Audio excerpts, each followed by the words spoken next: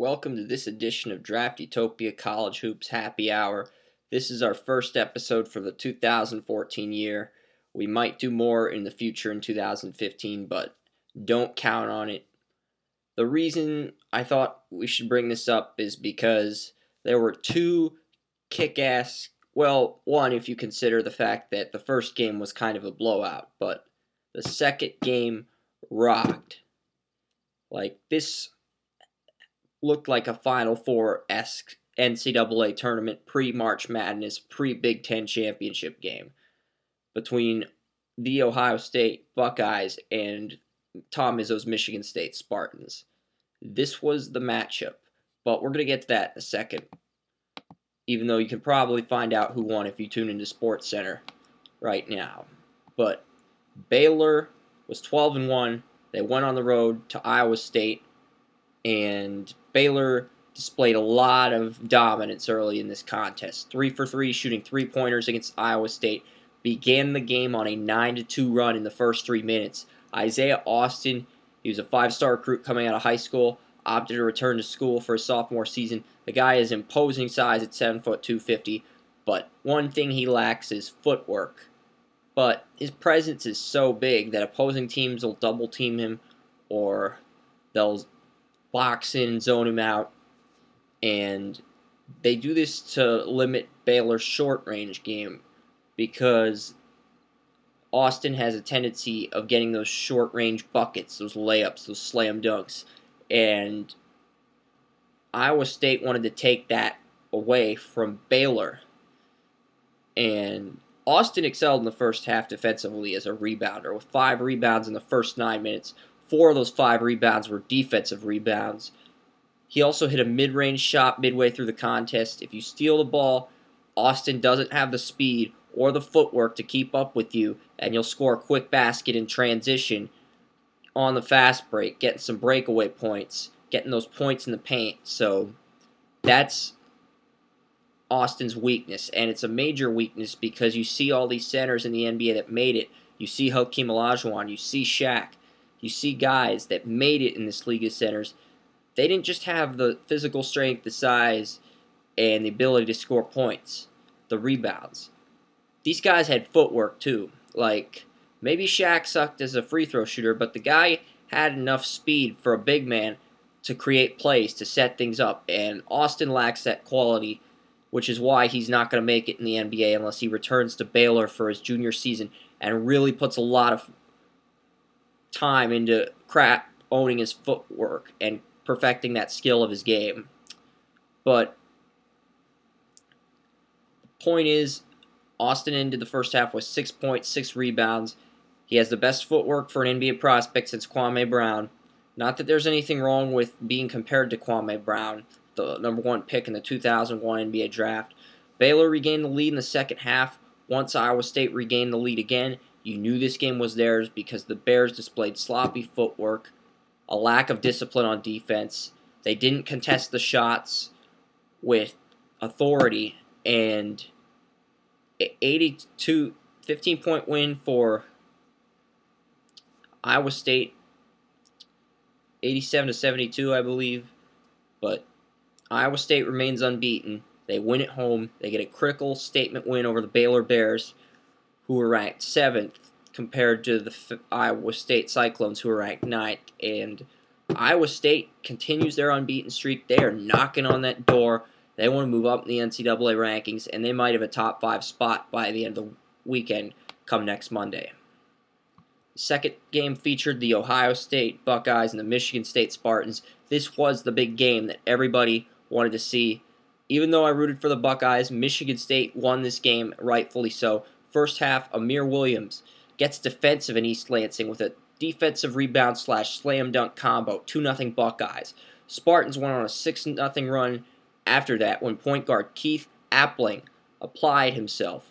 He raised the stakes with another combo, a combo of his own. He unleashes the defensive rebound / assist / 3-point play combo. Spartans lead 6-2. First half, 7-11. Spartans up by 4. Aaron Craft passes to LaQuinton Ross. The Buckeyes small forward dials in from long range like Rick Ross Quinton finished with a season-low 5 points due to outstanding play by Izzo's defense, limiting the Buckeyes' small forward / first-round NBA prospect, and that's going to affect Ross's draft stock negatively. But there were more important issues in this game.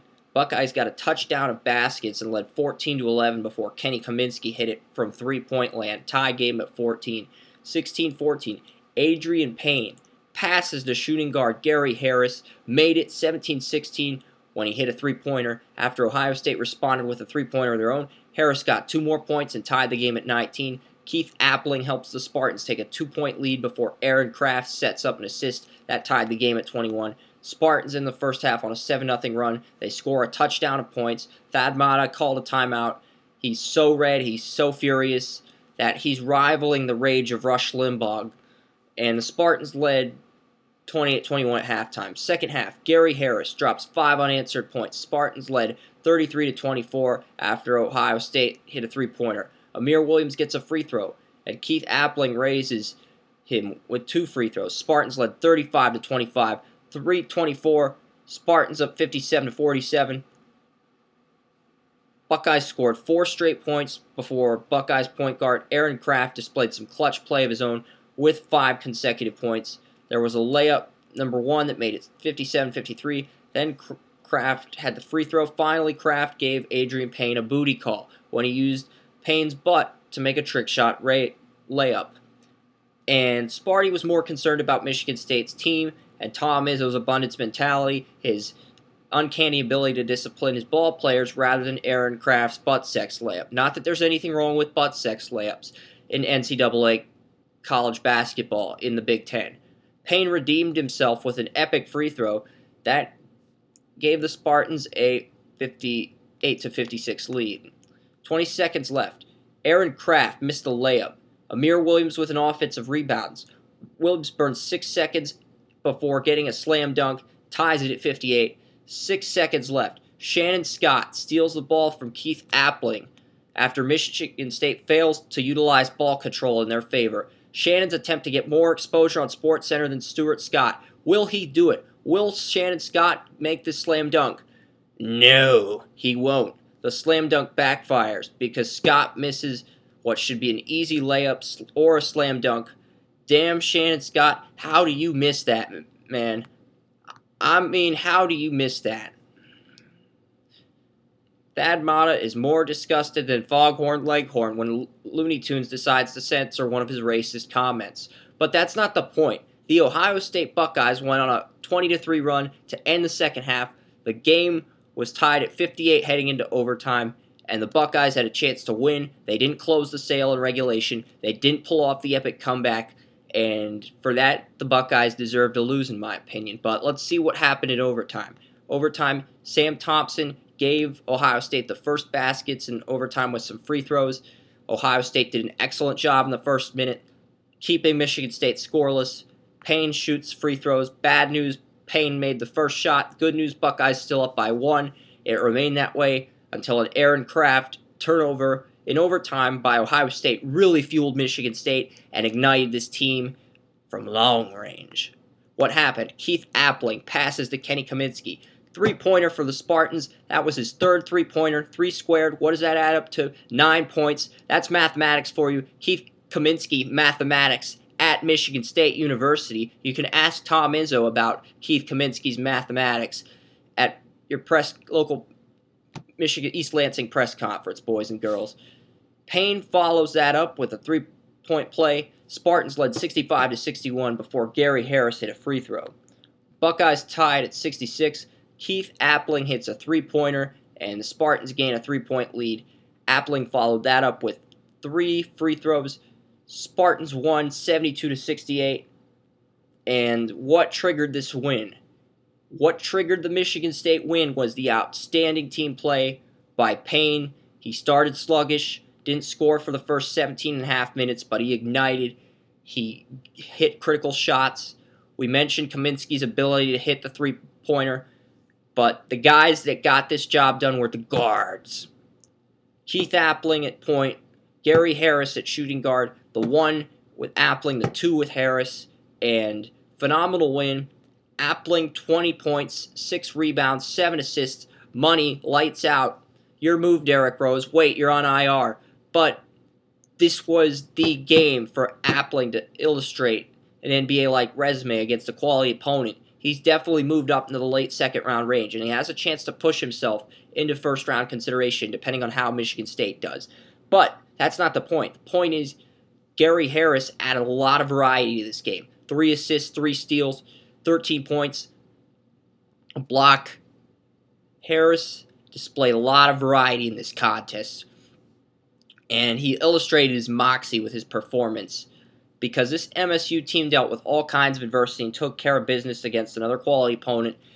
And Spartans ended Kentucky's unbeaten season, and they did the same thing tonight against Ohio State. You dethrone number 1 team in the nation, you follow that up with a critical, epic statement win against an undefeated Ohio State team that some consider the favorite entering tonight's game, especially when Aaron Kraft was trending on Twitter near the end of the first half. But Michigan State takes care of business, and the Spartans look like a Final Four favorite outside of the Arizona Wildcats, who happen to be the number 1 team in the nation. This is Chris Ransom and our 12-minute college hoops happy hour that might make it on a network like Adult Swim or something that airs 10-minute, 12-minute segments with 2-minute commercials, or any other TV channel that airs segments of that magnitude, is over. We're done. We're out of here. We'll have another happy hour segment on Thursday because I'm stoked about the UCLA Bruins hosting the Arizona Wildcats. That's a potential upset in the making. Be on the lookout for some NHL highlights and some other content tomorrow. I'll see what I can do, but my birthday's coming up on Friday, and I'm going to be really busy cramming out some more NFL offseason reviews, and we've got to get back to work. Swish.